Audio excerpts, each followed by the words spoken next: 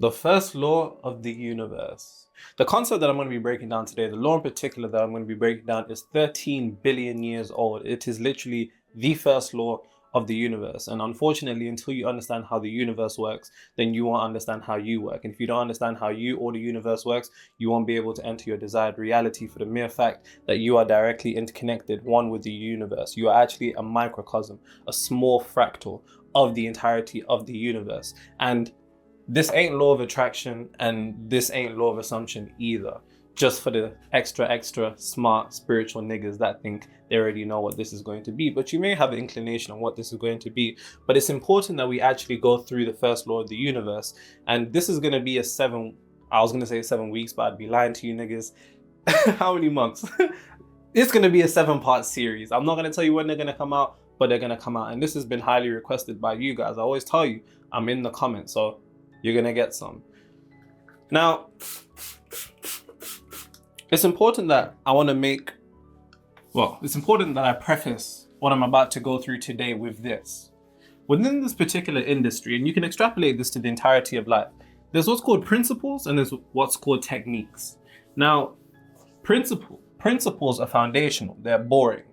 And because they're boring, they're not sexy, so they're not going to catch your eye. But the thing about principles is that they're timeless and they're eternal. And so long as you master the principles at a foundational level, you won't be as reliant on the techniques as you are. Chances are, if you're like me, when I was trying to figure all of this stuff out, we jump from technique to technique, trying to see what's the latest and only technique that works. But one thing that I want to tell you that the manifestation industry won't is that there are no secret techniques. There are no techniques that work. The only technique that will ever work is you. It is the emotional conviction that you pour into a particular technique that actually activates it. And that emotional conviction is a principle that I'm going to be touching upon in this video today. Now, how familiar are you guys with the Hermetic principles? Because what we're going to be covering today is the first law of the universe, known as the law of mentalism. Now, if you've ever read the Kabbalion, I feel sorry for you, because that book, hey, you ever read the Kabbalion? It's just like reading Shakespeare, nigga. Like, it's terrible. Like, it's so, like, it's written by 3 initiates. One of them is actually called William Walker Atkinson, and I know that because I've done research into them. And he's got a bunch of other books about success and magnetism, so on and so forth. Really cool. And a book on esoteric Christianity. He's different levels. And this is one of the recommendations that I'm going to be giving you guys. I know you've been asking me, Nero, you've read over 400 books on the topic of spirituality. When are you going to do book recommendation? Relax, you're going to get some. But for now, this is foundational. If you don't have this in your library, then you're not working with the principles in what I just said, because you won't need law of attraction, law of assumption. Here's the thing. People always try to say, oh, is Nero law of attraction, law of assumption? You niggas need to stop trying to put me into a box, because I'm neither of those things. I'm law of whatever fucking works, and you should be too. Don't end up getting yourselves into these little groups and cults with the ideas that this is the right way and this is the right way. Ironically, due to the fact that there's no truth other than what the subconscious mind perceives as a truth, if you believe that this is the right way, then it will be the right way. Not because everybody else is wrong, but merely due to the fact that you believe it. Now, I like to start this particular video off with this. First, let's actually understand the difference between laws. Because as humans, we have a particular conceptualization of laws, which when we magnify that and as we transcend, on a universal level, it doesn't actually apply to the same way. So on a human level, we have human laws, and they're just rules. That's what they are, essentially. They're rules. And this exists on a societal level. And typically we think about the law, so on and so forth. And we carry this idea that because most of us understand that these rules can be bent, or broken, we carry this inherent idea when we begin to move into the realm of universal laws. We come with this idea that you can avoid the laws or you can change them. And this, remember, this is human laws. And you need to understand that there's no compartmentalization in your mind. I know people believe in compartmentalization, but there's none. What you have adjusted or attributed to be law in one aspect, when we take that over to universal laws, your mind is going to attempt to put it or paint it over with the same brush, but it is not the same. Universal laws, on the other hand, are rules, yes. They're rules the same way. But the difference is, these rules cannot be broken. Cannot. So you can get into trouble as a human, maybe get a good lawyer, pay a couple money here, settle like certain individuals, so on and so forth. But on you can't settle with the universe. There's no negotiations. There's no settling. You can hire Harvey Specter, nigga. It's not going to make a difference. The universe is what's considered immutable. Universal laws are considered immutable. And because they're immutable, they're impersonal. So for example, as a human, let's say you have a court case and it goes wrong. You can be like, oh, the jury done me dirty. The court done me dirty. My lawyer done me dirty. The other lawyer done me dirty, so on and so forth. There is no doing people dirty in the universe. The universe treats everybody the exact same way. Hence why biblically, esoterically, it is written in Acts 10:34 that God is no respecter of persons. Or if you look at other translations, it says God shows no favoritism. God being no respecter of persons is nothing more than a reference to the impersonal nature of the universe. Now let's take the concept of gravity. Take the most evil nigga that you know. If he falls off a building, he's going to hit the ground and die the same way as the most innocent, angelic baby would also hit the ground and the same way. For the mere fact that gravity isn't going to stop and be like, no, hold on. Let's let him fall, but let's save her, because it doesn't work like that. Electricity isn't going to stop and think, how many heaven points does this person have before I shock them? Fire isn't going to think the same way. And this is what you need to come to the true esoteric understanding of what God really is on a deep level. On an esoteric level, God is an impersonal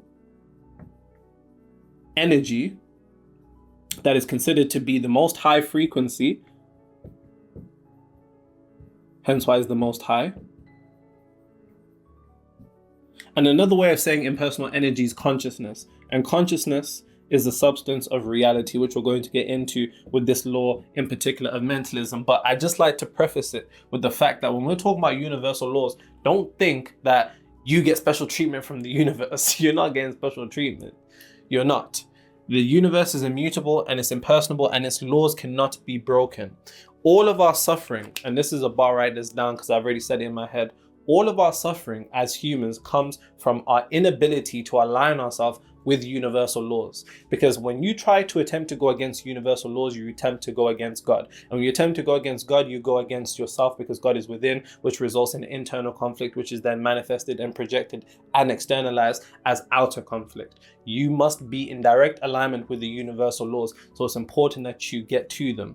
Now, you guys are probably thinking, yeah, but law of attraction, Nero, but law of assumption. Those are nothing more than humanistic conceptualizations of the 7 Hermetic principles, as you're going to be seeing over this series. It's not like the universe says, I'm going to create this law called law of assumption, and then it ticks it off when somebody acts within it and acts in accordance to it. It doesn't work like that. They're nothing more than our societal conceptualizations of the Hermetic principles. Now, a little history lesson on the Hermetic principles. They actually come from an entity, yes, an entity known as Jehuti, or Tehuti, or Thoth to the Egyptians, Mercury to the Romans, Hermes to the Greeks, Kunkunkan to the Mayans, Enoch in the Bible, the Prophet Idris in the Quran.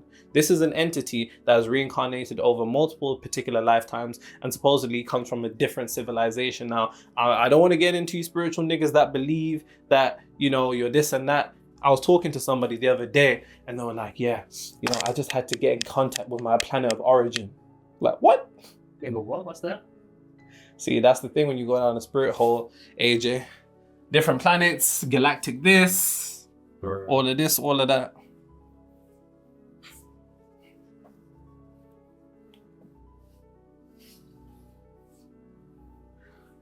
Believe it or not, some of these spiritual niggas will sit there and channel alien messages. And they'll be like, on my mom's life. On my mom's life. On my mom's life. By the way, that's our British version of what you Americans say. On my mama, bro. Oh, mama. Speaking of which, to my Americans, I think it was maybe a week since I've eaten Chick-fil-A. I'm back in the UK. It's all I can think about. Apparently, they put addictive chemicals in the burgers in Chick-fil-A. I think I'm addicted because it's all I've been thinking about. All I want is that spicy deluxe with the sauce and just take a bite, pause. Nah, it's crazy. It's all of it. It's really bad. Like, Someone commented, Chick-fil-A is coming to UK next year, apparently. it's not gonna bang the same because That's what- the like, UK care too much about our health. Yeah. They're gonna limit everything. I want them to be like the Americans and not care about our health. Put all them toxic chemicals. Niggas are talking about Chick-fil-A's low vibrational. Nigga, let me eat. Let me eat. All right, cool, guys. So, lock in now. So, first point about mentalism, and I'm going to write it here. It's called the law of mentalism. The first thing that you have to know about the law of mentalism is what is considered the axiom, which is the all is mind, the mind is all.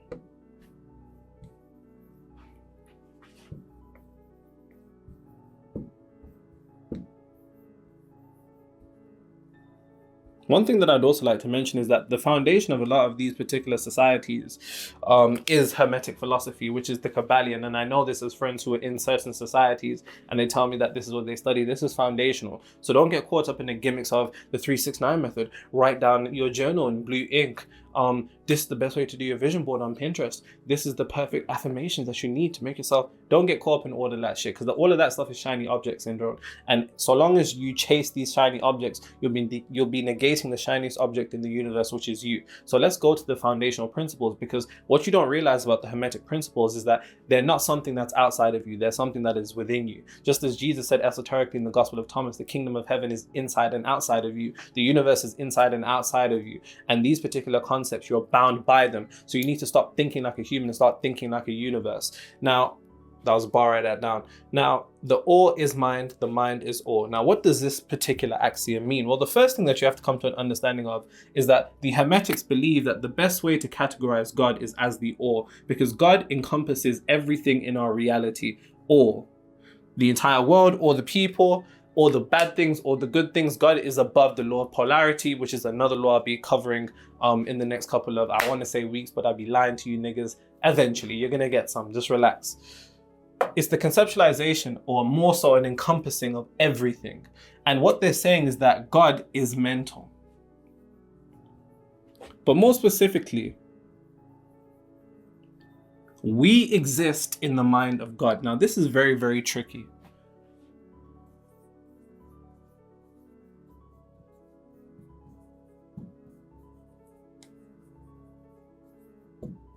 We exist in the mind of God. Now, that may be a tricky concept for you to come to an understanding of, but think about it like this. Peter Parker first existed in the mind of Stan Lee. Peter Parker had Uncle Ben, right? He had a girl, so on and so forth. He had a life, he had a personality, he went to a school. He existed as a creation in the mind of Stan Lee. We, all of us, exist in the mind of God, which means that inherently, because we exist in the mind of God, our universe is somewhat a mental world. Hence why the other aspect of this particular axiom, which is the universe is mental. But I'll get back to that. But right now, you just need to come to the understanding that the all, so God is mind, and mind is all. Now, bear in mind, when I'm saying all, or when they're talking about all, they're talking about everything in reality. They're talking about this whiteboard, they're talking about doors, they're talking about door handles, they're talking about cars, they're talking about people, they're talking about shades. Everything within this third dimensional realm that exists is mind. Mind, mental, same thing. Another way of saying mind, essentially, is consciousness. Another way of saying consciousness is mental world. The entirety of this world is mind. The all is mind, and the mind is all. And I'll give you, let me give it to you. Hold on, pause. Let me give it to you. Hey. So, let's take this concept, right? So, inherently, we live in a material world. This physical plane that we live in is a world of materiality. It's physical, it's tangible.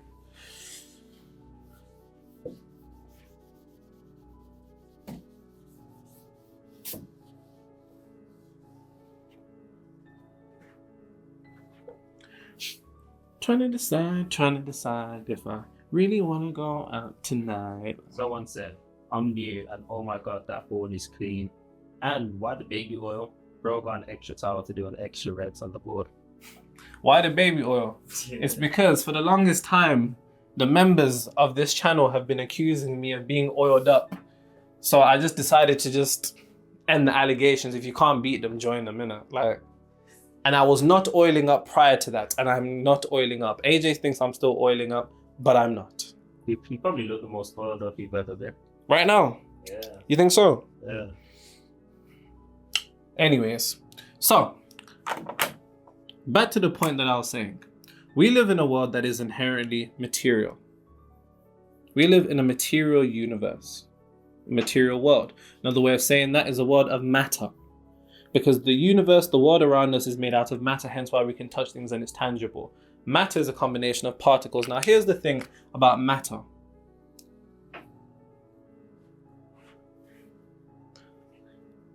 Anything in this world, whether it's a book, whether it's a spray bottle, whether it's a pen, whether it's shades, whether it's a microphone, a vest, a whiteboard wiper, handles on a rail, pavement, concrete, lampposts, buildings, skyscrapers, bungalows, hotels, strip clubs. I didn't even go to a strip club in Miami, can you believe it? Anywho, everything in this entire third dimensional realm first existed in the mind of an individual. Think about it like this. If we exist in the mind of God, in the same way that Spider-Man existed in the mind of Stan Lee, then that means we existing in the mind of God means that our world is inherently mental. So before anything can be created, it is first a mental creation. Before anything can be created, it first must be a mental creation. This includes matter. Now,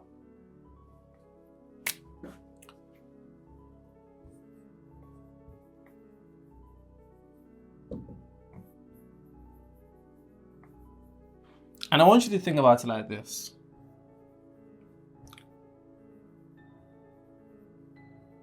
Consciousness and the world are one. So when it says the universe is mental, it is talking about the physical plane, but it's also talking about the spiritual plane. And I spoke about this from the creation of what's considered egregores, which are thought forms, which then are created from mental and emotional energy, which then pick up a particular vibratory rate, which then exists on the spiritual plane, which then eventually compounds and becomes an actual entity, which is a being without a physical body. But that's something else entirely. But on this physical plane level, what we consider consciousness or mind and matter is one. And I want you to think about it like this. Let's think about it like ice and steam. So let's say that matter is like ice. You can touch matter, you can touch ice. You can't really touch steam. You can't. In the same way that you probably can't touch consciousness, you can't touch the mind. The thing about steam and ice, just like matter and consciousness, is that they are the same energy.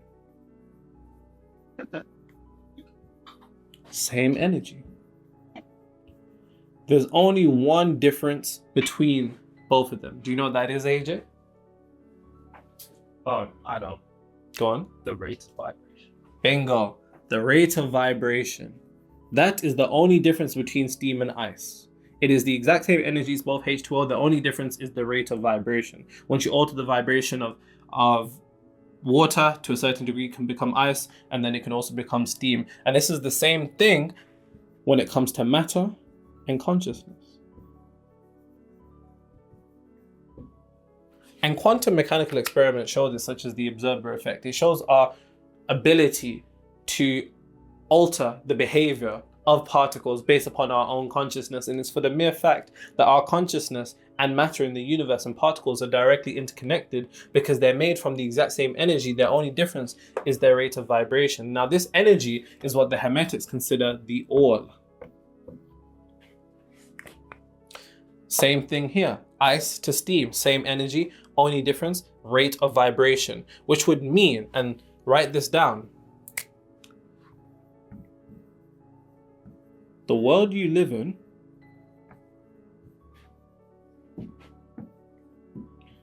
is a world of essentially frozen imagination. That's a bar, write that down. Make sure you're taking notes and leaving them in the comments per usual.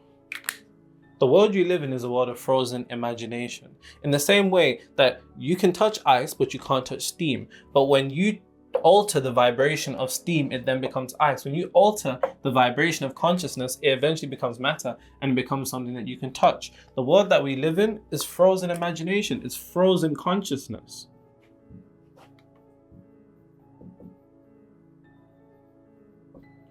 So when the Hermetics say the universe is mental,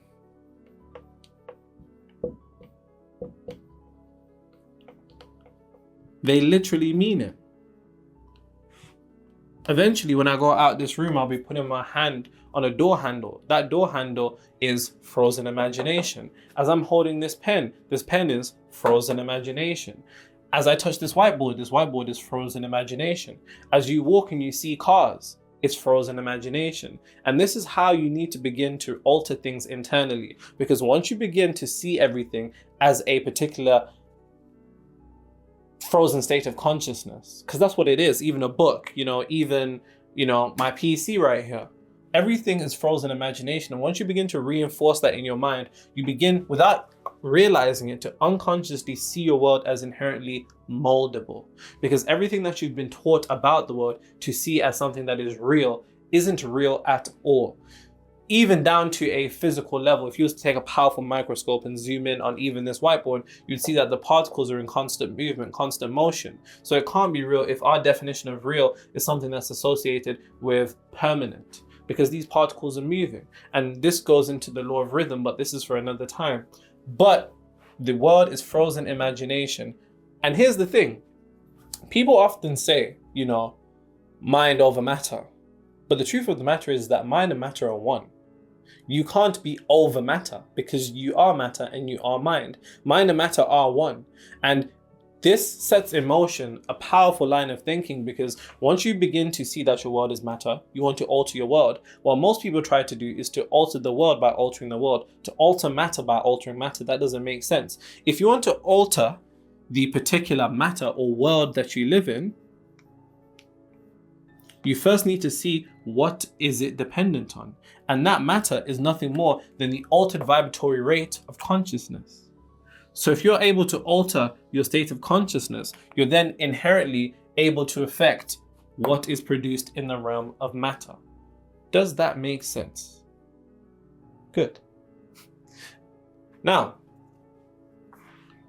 as I mentioned earlier, the way that you need to be looking at the world is inherently a mental world, which is the complete opposite of what you've been taught to conceptualize it as, based upon the way that you were raised, based upon the way that we are raised in society. We're taught to see the world as nothing more than a physical world. And because it's been so conditioned into our mind as a physical world, we associate all changes to be physical without coming to the true understanding that if the universe is mental, if we want to alter our universe, then what we need to do is to alter our mental, which is the process of everything that we do on this channel. As I always say to you niggas, spirituality without the ability to control your reality is vanity, and it is your ability to control your reality that is the epitome of spiritual mastery, because the process of altering your reality is a spiritual one, because it's the process of you altering your consciousness to alter matter.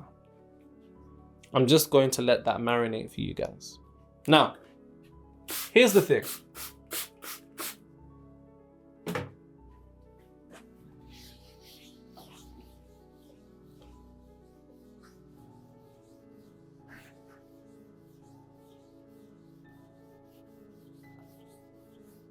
By the way, guys, you guys know every once in a while, somebody will come to me with a certain level of anxiety and I'll cure it, and everybody will be like, Nero, how did you cure their anxiety? And somebody would be like, oh my God, Nero, you've just got rid of all the anxiety that I've had, like so on and so forth.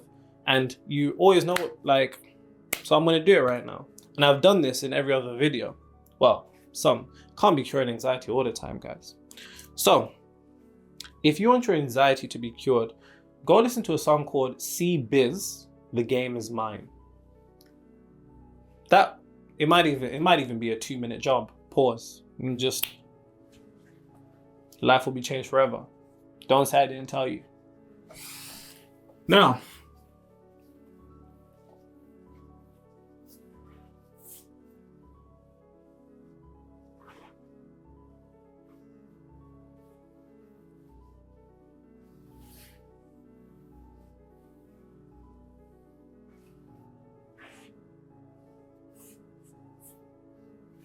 perfect. So, as I was saying, the thing about the Hermetics is that they say that the universe is mental, and they're completely true. And this goes down to very deep levels, because here's the thing. If we take the axiom, the universe is mental,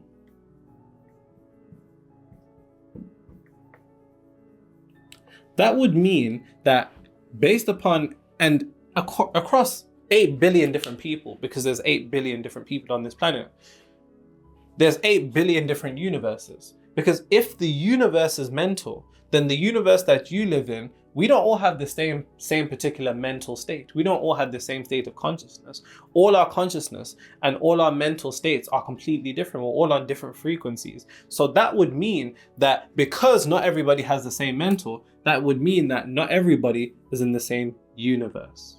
Which would mean that what you experience as your world and your universe is just that, yours, because it is directly interconnected to your mental, your state of consciousness.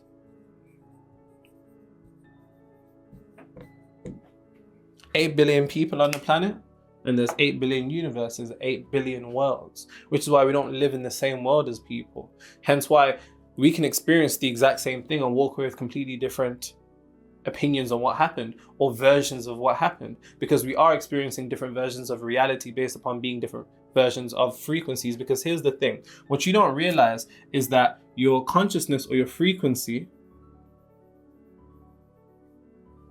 puts you into a different world. So when we're talking about the universe is mental, across many different people having different particular frequencies, different states of consciousnesses, multiple people are in different worlds. But your universe is nothing more than the creation of your mental, which would mean that based upon some of the mental beliefs that people hold in their head, they will be put into different universes, which actually brings me to an important sub-law of the universe is mental, mentalism, which is you make the law.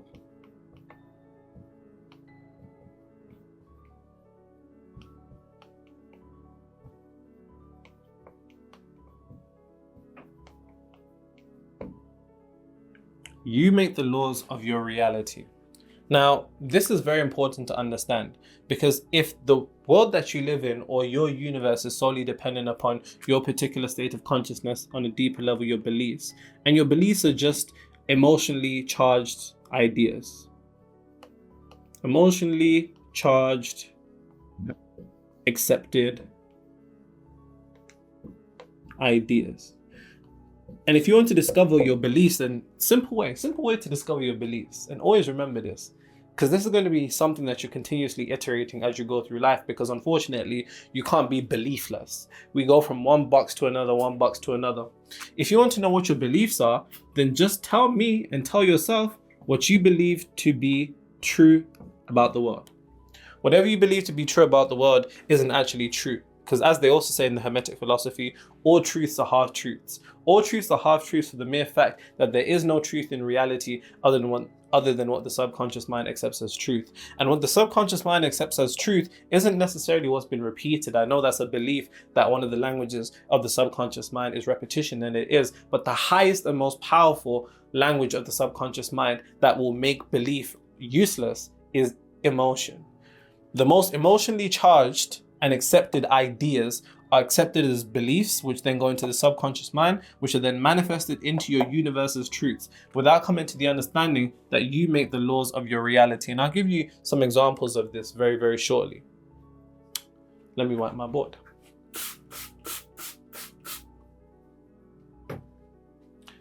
Listen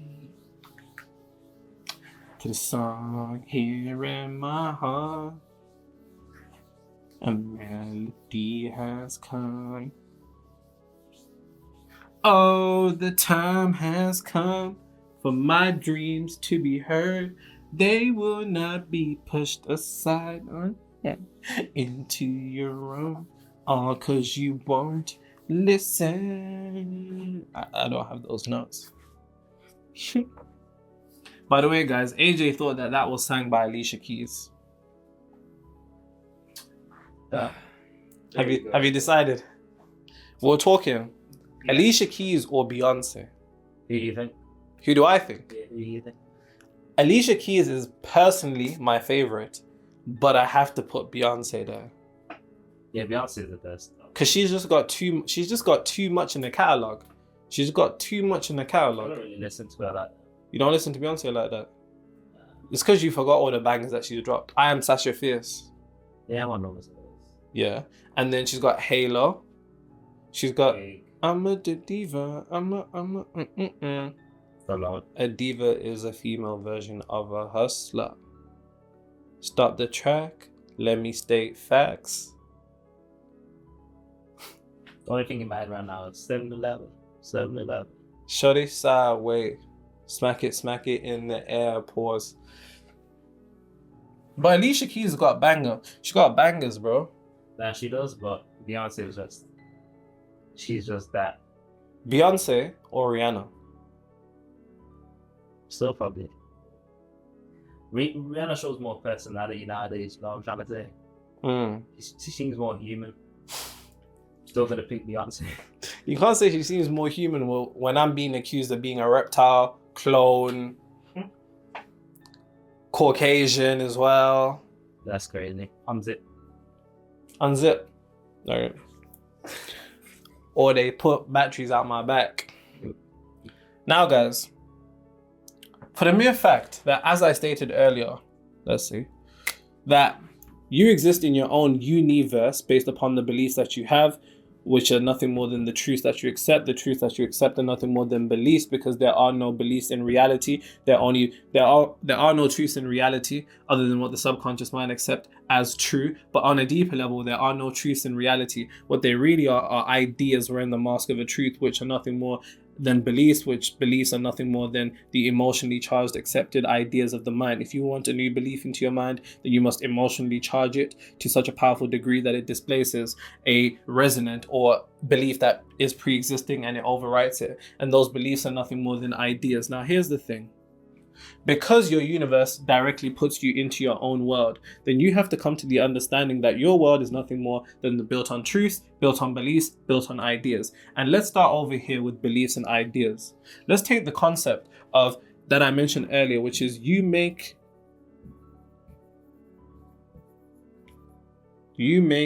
your own laws. And this is multi-dimensional chess. This is metaphysical chess. Because I need you guys to understand something very, very important.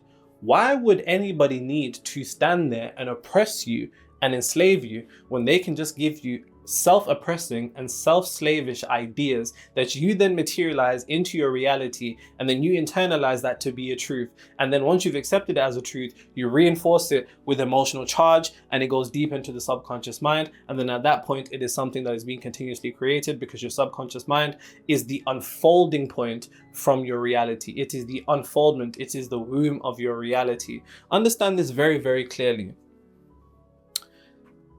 If the laws that you hold for your life don't serve you, then they're just there to control you. Translation: if what you believe to be true about the world doesn't serve you, then it's just there to control you. Translation: if what you believe, if the beliefs that you have don't serve you, then they're there to control you. If the ideas that you have don't serve you, they're just there to... Exactly. Understanding this on a deeper level, how many laws have we made for ourselves? And here's something that we've deviated from. We've deviated from what I call God privilege. God privilege is what's esoterically spoken about in Matthew. And I know, guys, it looks mad, but trust me, I spelled it right. God privilege is what I call, what I reference to what Jesus speaks about in Matthew esoterically when he says, with men this is impossible, but with God all things are possible. You are the physical expression of God because you exist in the mind of God. Go back to what I said right at the start of the video. We exist in the mind of the Creator, which means that we are the Creator's manifestations. We are the physical expressions of the creation's mental creations. Now, because of that, we have what I call God privilege. God privilege is the idea that so long as we are acting from our true cosmic identity, we are more powerful than anything. We are more powerful than any condition, any circumstance, any failure, any event, any struggle, any misfortune, anything. But we give up our God privilege for world privilege. And the privilege of the world, and if you want a bigger video on this, let me know. Say I want a video on God privilege and I'll get that done. We accept the privilege of the world, and the world gives us laws that destroy us. I'll give you an example. Growing up, of course, in the type of area that I did, my mom used to say to me, stay out of trouble, careful, you're black. The police are looking out to get you inherently. The world wants to see you fail because you're black. You have to work twice as hard as everyone because you're black. Things aren't going to be given to you because you're black. No one's going to recognize you in what you do because you're black. The world is waiting on your downfall because you're black. And of course, on one level, on a social level, on a humanistic level, this is pretty sound advice, if I'm being honest myself, I do say. But if we're looking at it from a point of metaphysics in relation to reality creation in the subconscious mind, I was being given these particular beliefs where I was making laws for myself that said, I have to work twice as hard as everybody else because I'm black. And it wouldn't be until I worked twice as hard as everybody else that I'd get a result. I make a law for myself that the world wants to see me for. So now I go out into the world, I've made a law for myself. And that law is put into my world, my universe. And now I live in a world that is inherently trying to fuck me for some reason, pause. And it wants to see me go down. And you can extrapolate this to any aspect. You can extrapolate this to being a woman even. You know, that things are going to be hard for you, let's say in the realm of business because you're a woman. I have a lot of clients who come with those particular beliefs. And if you're an entrepreneur who's stuck at a revenue ceiling and you want to break out in the next 7 weeks and 2 to 5 extra revenue, then link in the description. And I always think about one client of mine, Laura. She was stuck at 326K a month, farm owner. And we took her to 486K in a month. And one of the foundational beliefs, as you can imagine, being a woman in the realm of business, you come with this inherent idea that men are going to look at you a particular way and they're not going to take you serious on and so forth. And that was a law that she made for herself. And you can extrapolate this to anything. I know a bunch of short niggas who think they can't get girls because they're too short. Meanwhile, I know a nigga who's 5 foot who's knocking down girls who are like 6 foot, real tall, real life. But he hasn't made a law for himself. So how often do we make laws for ourselves that actually work in direct opposition to our desired reality? And this is going to have to be something you come to an understanding of, because the dangerous thing about this is that because the universe is mental, we don't take into consideration our mental architecture, because our mental architecture is created eventually into our reality as physical architecture. You can think about your mind being the blueprint through which the universe is going to build and structure and organize your reality. That's a bar, write that down. But without understanding that you can only cook what's in the fridge. That's a bar, write that down. And if you got a bunch of bad shit in the fridge, then you're going to be cooking a bunch of bad stuff in reality. That's it. So when we come to the understanding that the universe is inherently mental, the all is mind and the mind is all, the first place that we need to send our attention back to, which Jesus spoke about in Matthew 6:33, is seek ye first the kingdom of God, and then righteousness and all these things shall be added unto you. We first must seek to our minds and seek to alter our minds. You're only gonna get mangoes, nigga, if you're planting mango seeds. If you're getting cucumbers, it's because you're planting cucumber seeds. You will never get a cucumber from a mango seed. And that's a very simplistic observation that we see in the world of nature. But nature is nothing more than a lower reflection of the higher laws of the universe. It's the exact same thing. So when it comes to understanding and wanting to reorganize and restructure your universe, what you have to be aware of is the beliefs or the truths that you've accepted, because they're foundational and they're going to be what's created. And I always think about this. Take the concept of a recession. When a recession comes around, and once again, this is the game played on. In fact, you're going to get some. I'm going to get some because my hands are jumping to write this.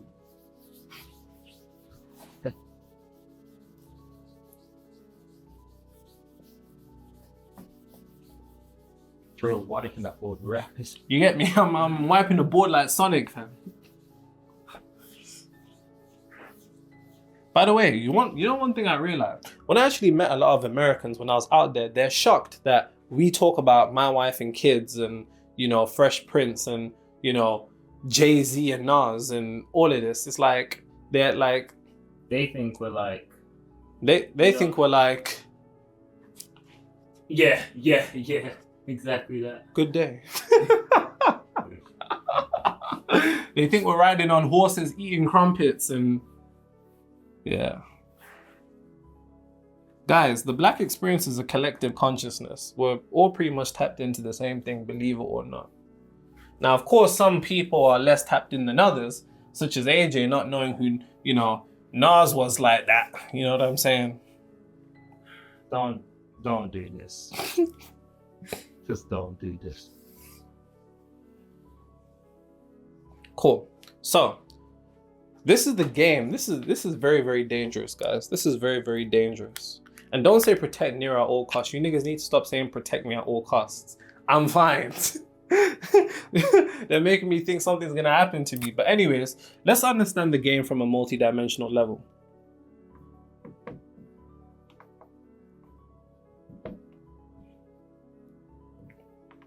So,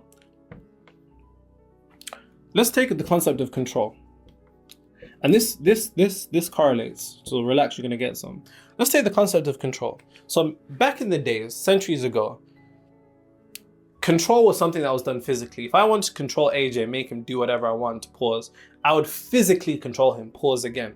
And because of this, it's very, very apparent. It's very, very in your face, and it's very, very observable. It's right in your face. But see, once you begin to understand the first law of the universe is mental. If I want to fuck up your world and make sure that you live in a particular state of reality, if I want to make sure you live in a certain world or a certain universe, all I need to do is to target your mental. Because if I can target your mental, what you're going to do by natural law of mentalism is manifest that into your world. And when you manifest that into your world, you're going to see it and be like, damn,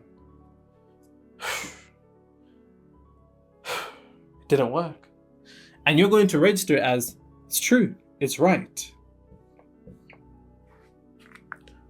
Why would I need to physically control you and attempt to make you do whatever I want when all I have to do is give you the particular mental beliefs for you to then internalize into your mind, for you to then manifest, and then you see them and you're like, shit, fuck, this is real. And I want you to think about this on a global level. So let's take the concept of statistics. There are plenty of statistics about, let's say, Black mortality rates, Black women in hospitals mortality rates, Black incarceration rates, other statistics, just extrapolate it to whatever you are. Women, you know, pay gaps, whatever, extrapolate this to everywhere.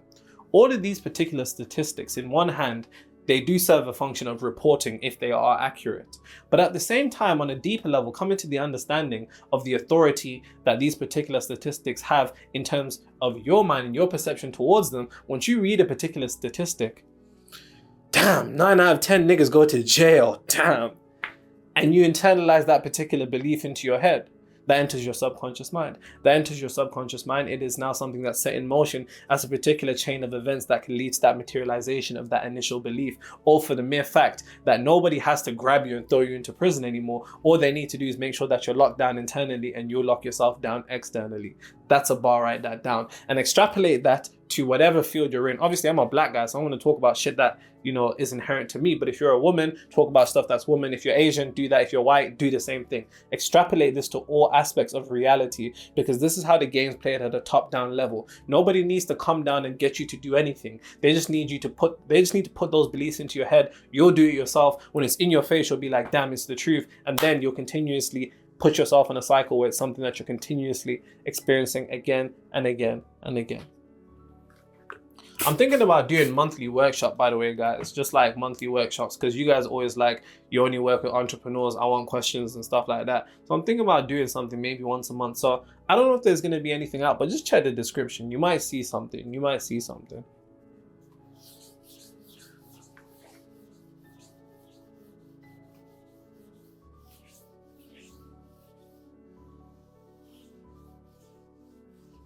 Somebody said that we'll trade you, all of Diddy's baby oil for a book recommendation video. I see now.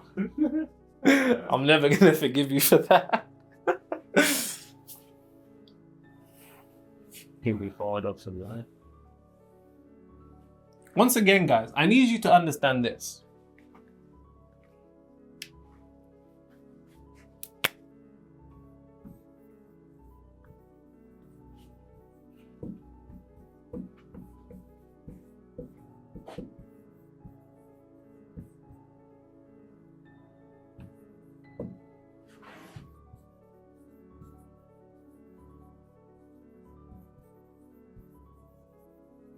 The mind is in the highest order when it comes to the universe.